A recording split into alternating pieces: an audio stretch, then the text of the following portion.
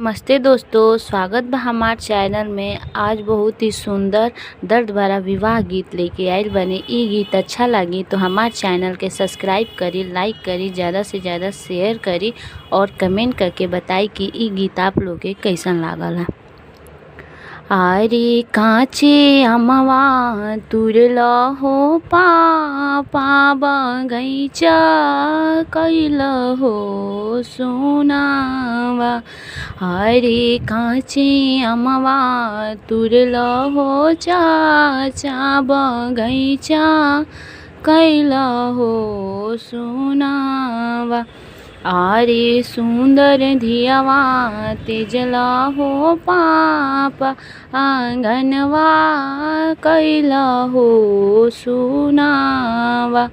आरे सुंदर धियावा तेजलाए चाचा बगैचा कैल हो सुनावा।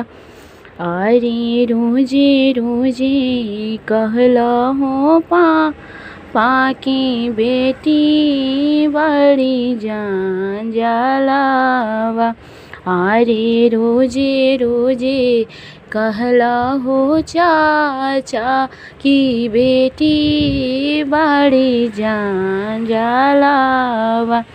अरे को दिन ना कहला हो पापा तोहिया बड़ी जान जलावा। अरे को दिन ना कहला ये चाचा पतोहिया बड़ी जान जलावा।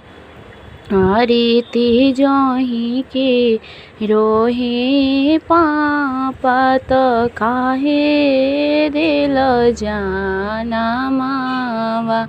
अरे तेजही के रोहे चाचा तो काहे दिल जाना मावा।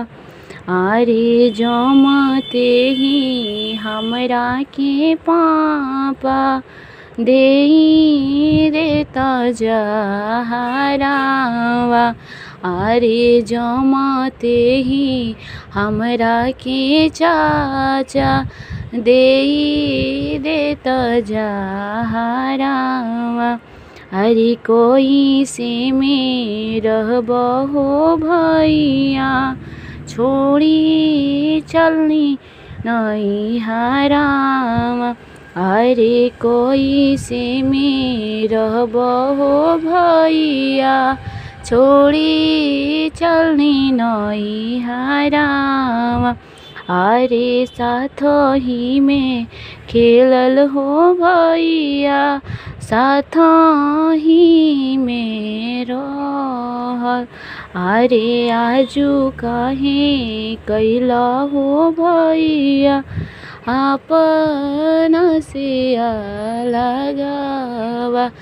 अरे आजू काहे कैला ए भैया आपन से अलगावा।